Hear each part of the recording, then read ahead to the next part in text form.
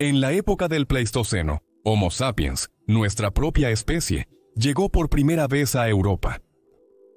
Aquí se encontraron con un nuevo mundo, caracterizado por amplias llanuras abiertas, bosques templados, colinas onduladas y tundra nevada.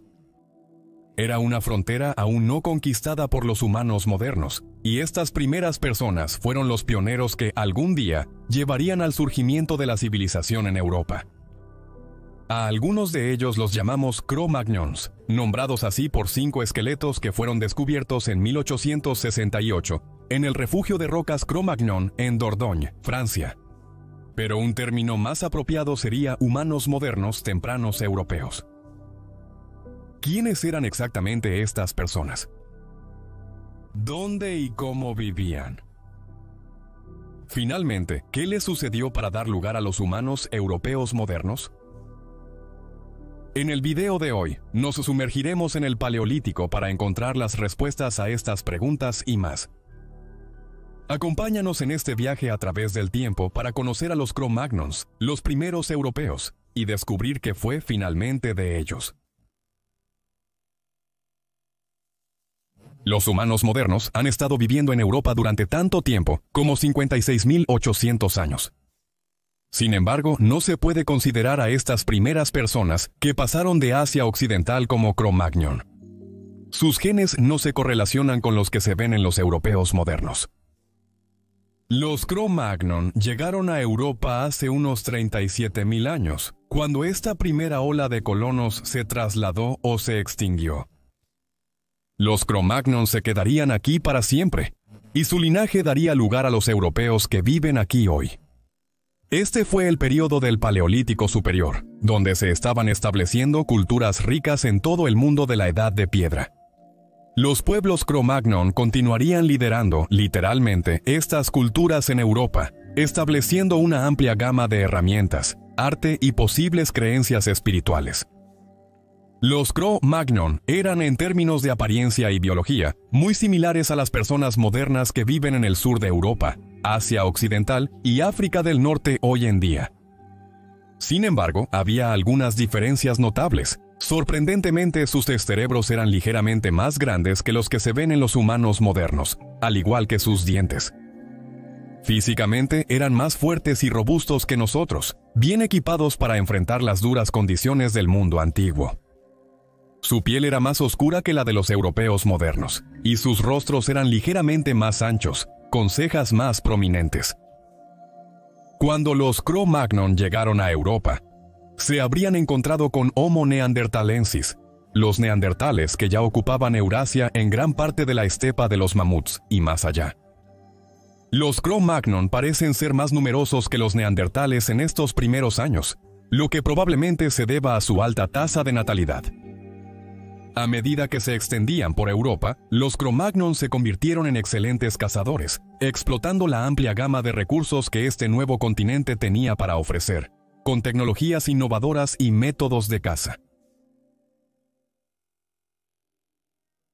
Entonces, sabemos quiénes eran estos primeros europeos, pero ¿cómo vivían? Sabemos que los Cro-Magnon eran cazadores-recolectores, como muchas sociedades paleolíticas, y que tomaban una amplia gama de presas para complementar sus dietas ricas en plantas. Los primeros grupos de Cro-Magnons en Europa habrían allanado el camino para las futuras generaciones al estudiar el paisaje y aprender mucho sobre las plantas y los animales que vivían en él. La carne que comían estas primeras comunidades variaba dependiendo de la ubicación y la época del año, con los cazadores aprendiendo a prepararse para las migraciones anuales de los animales a medida que pasaban las estaciones. Los mamíferos con pezuñas eran comúnmente cazados, ya que eran relativamente fáciles de derribar con la tecnología disponible para los Cro-Magnons. Se cazaban ciervos como el ciervo rojo y el reno, así como caballos salvajes, bisontes, uros, íbices y, ocasionalmente, mamuts lanudos. Para cazar los mamíferos más grandes mencionados, como los uros y los mamuts, los cazadores Cro-Magnon perseguirían a la presa hasta un espacio natural confinado, como el final de un valle, el fondo de un acantilado o un barranco empinado.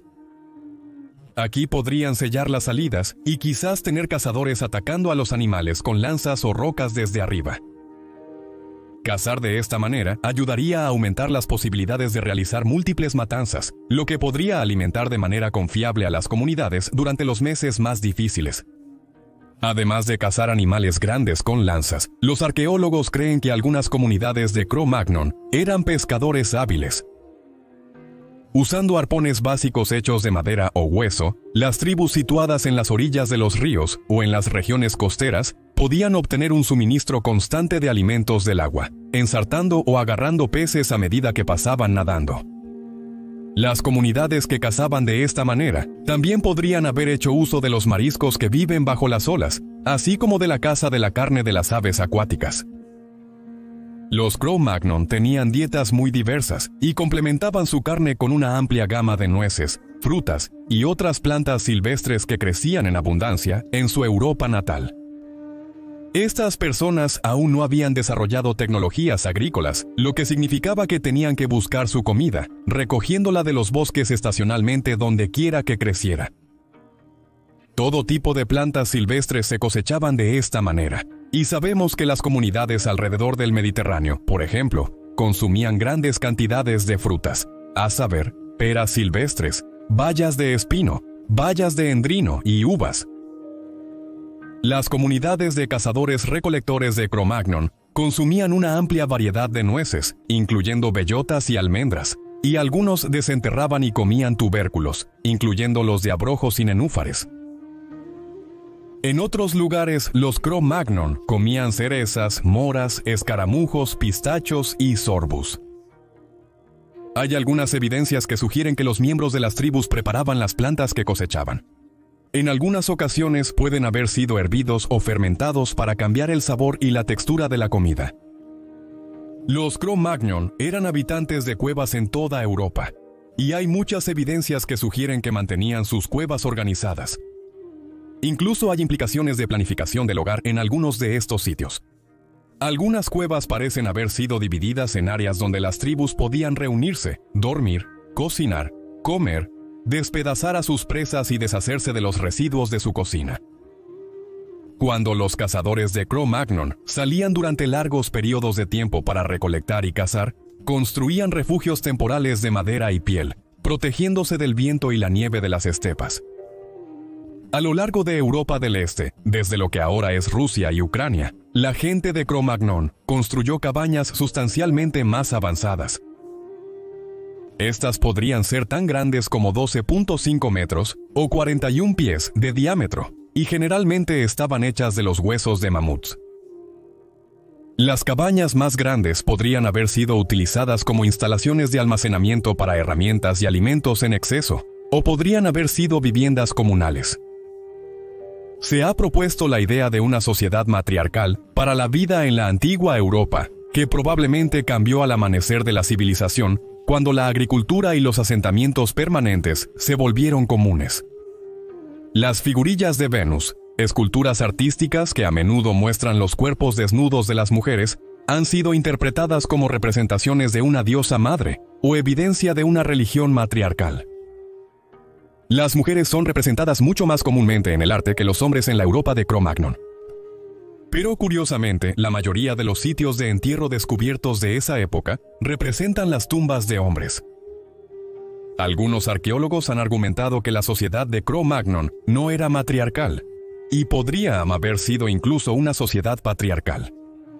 No hay suficientes pruebas para afirmarlo con certeza, pero con futuras investigaciones y descubrimientos podríamos obtener una visión precisa de la vida cotidiana de una persona de Cro-Magnon. Las figurillas de Venus no fueron de ninguna manera las únicas piezas de arte dejadas por los Cro-Magnons, y parece que tenían un amplio repertorio de medios cuando se trataba de creación y expresión.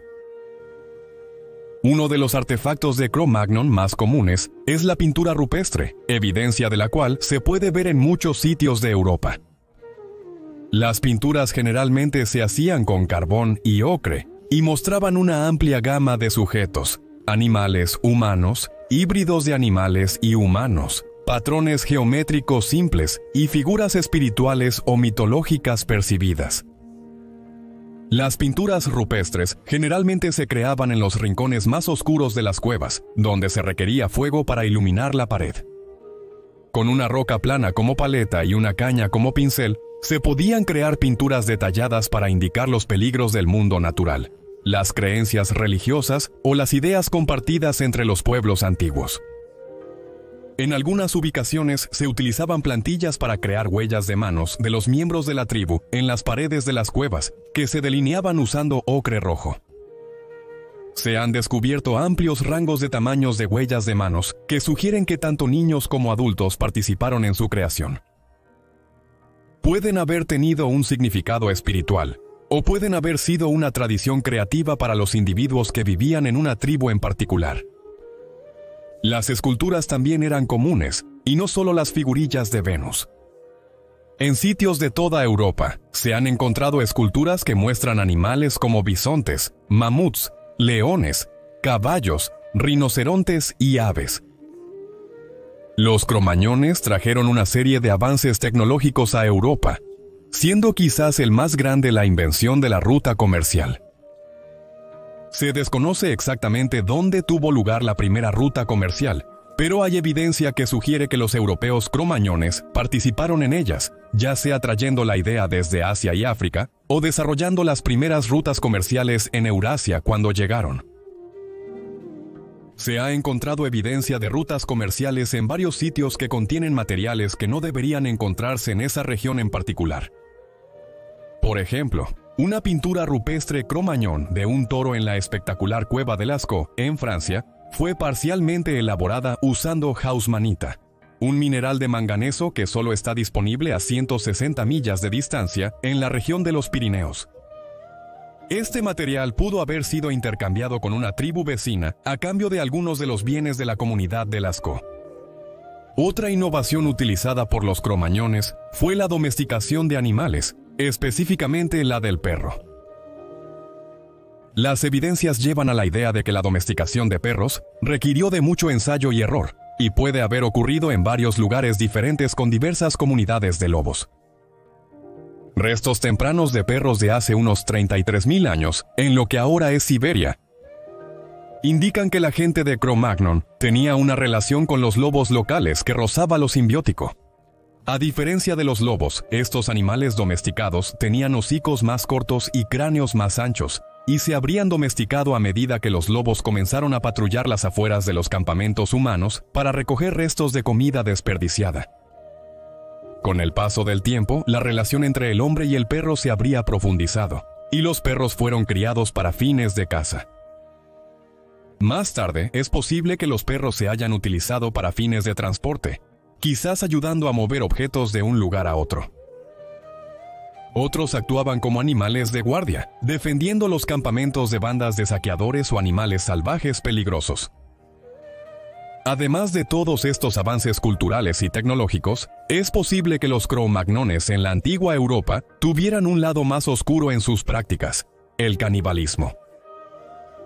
Durante la época del Pleistoceno, los humanos podían viajar a través de Doggerland, un puente de tierra ahora hundido entre las islas británicas y la Europa continental.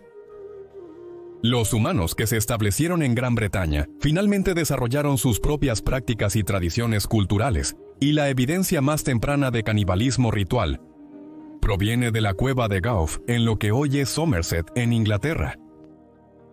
Esta evidencia viene en forma de una serie de espeluznantes copas para beber hechas del cráneo de calaveras humanas. Se hicieron incisiones a lo largo de la línea media de un cráneo para efectivamente desollar a la víctima sacrificial antes de que los grabados, interpretados como patrones rituales, fueran tallados en el hueso. Luego se ha especulado que el cráneo se usaría para beber sangre humana u otra mezcla espiritual, quizás como un sacrificio o derecho para apaciguar a figuras espirituales o dioses. Sin embargo, todavía hay mucho que aprender sobre estas prácticas, y los arqueólogos no pueden estar seguros de que esto es lo que sucedió. Es difícil discernir las creencias religiosas de una comunidad que precede a la historia escrita, y gran parte de lo que se sabe sobre la religión europea antigua se ha inferido del arte y los sitios arqueológicos que tienen la suerte de mantener alguna apariencia de evidencia. Uno de los mayores indicadores de la espiritualidad o religión de Cro-Magnon viene en forma de las pinturas rupestres mencionadas anteriormente, específicamente las figuras híbridas de humanos y animales, pintadas en las paredes de las cuevas europeas en el Paleolítico. En las paredes de la mundialmente famosa Cueva de Chauvet en Francia, que alberga lo que posiblemente sea la mejor colección de pinturas rupestres europeas, se encuentra una representación de una figura con el cuerpo superior de un bisonte y el cuerpo inferior de un humano. Esto puede ser evidencia de que las comunidades de Cro-Magnon en Europa practicaban el chamanismo, un sistema de creencias espirituales que incluye mitologías de humanos convirtiéndose en animales, y viceversa. Si no es chamanismo, entonces es claro que alguna forma de espiritualidad era practicada por estos antiguos pueblos, como se evidencia en la presencia de entierros con bienes funerarios. Los bienes funerarios eran objetos enterrados con las personas fallecidas que podían llevar consigo a la vida después de la muerte. Esto implica la creencia en la vida después de la muerte, y las personas de Cro-Magnon fueron enterradas con una amplia variedad de bienes funerarios. Ocre rojo, cuentas y colgantes, dientes de animales, figurillas y armas fueron enterrados en tumbas con los restos de personas en sitios de toda Europa. Algunos individuos fueron enterrados juntos, y la gran cantidad de bienes funerarios enterrados con los cuerpos sugiere que se hicieron preparativos para los ritos funerarios mucho antes de que los individuos fueran realmente enterrados. Los ritos funerarios de Cro-Magnon incluso podrían darnos una visión de la estructura social que mencionamos anteriormente en el video. Estos pueblos primitivos podrían haber comprendido el concepto de estatus social y podrían haber enterrado a aquellos que eran reverenciados o decorados en la sociedad con más bienes funerarios que otros. Tales funerales podrían haber sido prácticas elaboradas con diversos rituales y prácticas que desde entonces se han perdido en el vacío del tiempo prehistórico. Algunos estudios arqueológicos han sugerido que aquellos que nacieron con discapacidades o trastornos al nacer podrían haber sido bien cuidados y celebrados en su muerte. Alrededor de un tercio de los entierros de Cro-Magnon revelan individuos con trastornos congénitos, e incluso hay algunas sugerencias de que se pudo haber realizado sacrificios humanos en reverencia a aquellos con tales trastornos. Se puede encontrar evidencia adicional de espiritualidad en el posible uso del arte corporal entre las personas Cro-Magnon. Las figuras humanas y animales en pinturas y esculturas a menudo muestran evidencia de tatuajes, con patrones abstractos y colores utilizados para decorar partes del cuerpo. También se han descubierto agujas de 2 puntas en ciertos sitios de Francia, como los cercanos a la comuna de Le Mastacil, que podrían haberse utilizado para tatuar a las personas de la tribu. Esto podría haber sido una práctica espiritual o religiosa que podría haber ayudado a acercar a estos antiguos pueblos a sus dioses y mitologías, pero se necesita más investigación para determinar el significado exacto detrás de estos patrones. Las personas de Cro-Magnon también se decoraban con pintura de ocre rojo brillante, que en algunos casos se comerciaba a largas distancias con tribus vecinas. El ocre rojo está específicamente asociado con los entierros, y la pintura podría haberse aplicado como una práctica funeraria para el difunto y sus dolientes, mientras se preparaban para atravesar los reinos de los vivos y los muertos. Si eres un europeo moderno, entonces es probable que tengas ácido desoxirribonucleico de Cro-Magnon en ti hoy. Es fácil pensar en el pasado distante como un tiempo olvidado, pero esto no podría estar más lejos de la realidad. Cada europeo, desde Islandia hasta Rumania y desde Finlandia hasta Chipre, puede rastrear su linaje hasta los Cro-Magnons, que se establecieron por primera vez en Europa hace más de 30.000 años. Estas personas no desaparecieron ni se extinguieron, simplemente fueron absorbidas en el genoma humano moderno, y la evidencia directa de ellos es visible en las secuencias de ácido desoxirribonucleico. El pueblo Cro-Magnon fue absorbido en el genoma humano moderno hace unos 10.000 años, justo cuando Europa comenzó a salir de la edad de hielo. Esto coincidió con el surgimiento del Mesolítico, o período de la Edad de Piedra Media, un tiempo que cerró la brecha entre el Paleolítico y el Neolítico. Los últimos verdaderos Cro-Magnons habrían vivido en un mundo donde los asentamientos semipermanentes se estaban volviendo cada vez más comunes.